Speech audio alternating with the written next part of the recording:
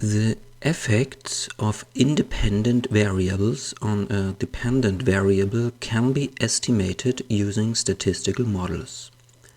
In order to be able to estimate these effects unbiased, a high complexity may have to be taken into account.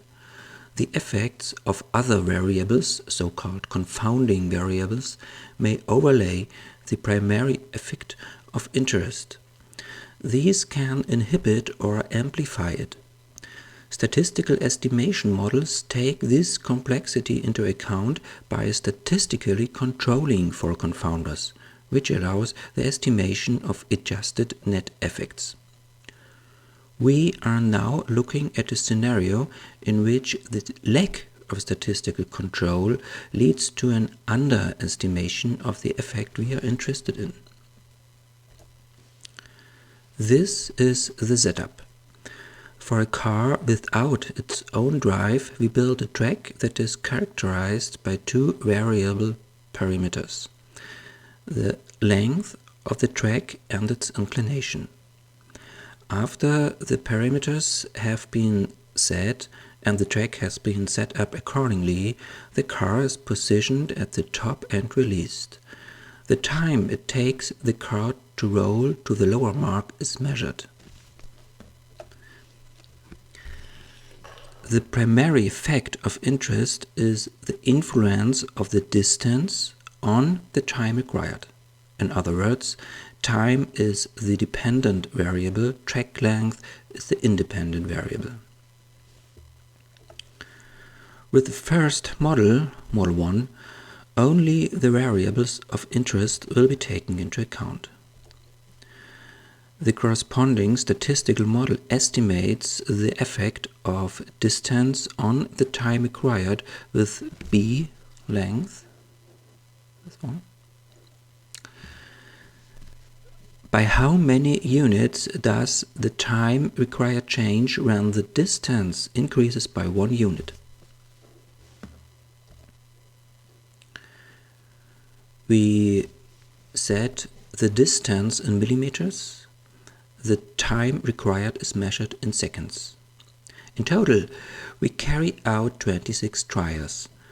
That means we position the car at the start, let it roll, and measure the time required 26 times. Before some of the trials, we reconfigure the setting. We vary the track length and inclination. Each point in the plot shows the configuration relevant for the estimation of Model 1 and the respective results in terms of time required. And the numbers in the table. With regard to the interesting effect of the distance on the time required, the estimation model provides us with an answer. An additional meter of track length increases the required time by 0.257 seconds.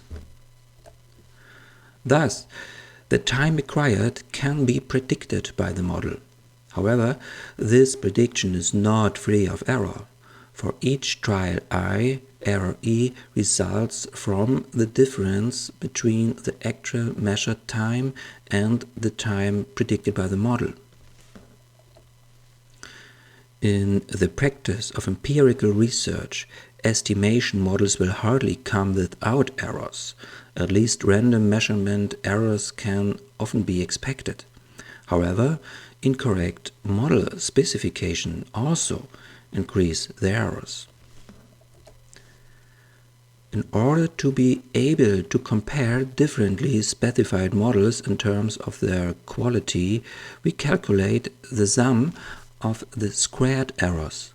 The smaller this sum, the better the model fits reality as represented by the data.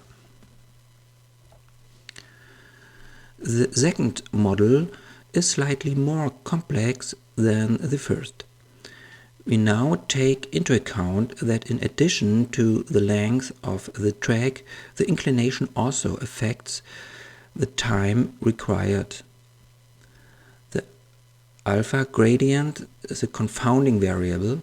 the effect of which we control. In fact, we get other estimates. The fact that the results are so markedly different is in particular due to the fact that the length of the track correlates with the inclination.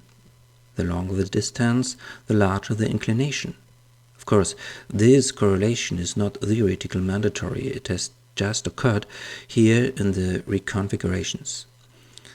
This is certainly not accidental in this rather simple trial setup, but we are simulating a realistic scenario here insofar as in the real empirical research the complexity is much higher.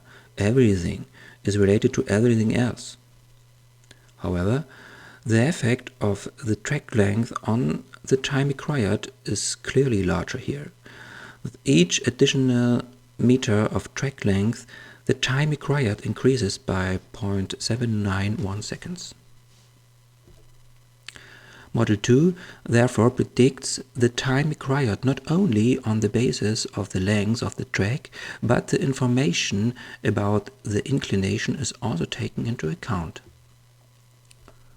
We calculate the errors of this model and can easily see that the sum of the squared errors for Model 2 is significantly smaller compared to Model 1. Model 2 has a better goodness of fit than Model 1. In sum, it can be seen that Model 1 does not carry out confounder control and is under-specified in this respect. Model 2 on the other hand, controls the apparently relevant inclination as a confounding variable. As a consequence, we underestimated the effect of the track length on the time required applying Model 1. Model 2 estimates this effect to be less biased. This also manifests itself in a larger goodness of fit for Model 2 compared to Model 1.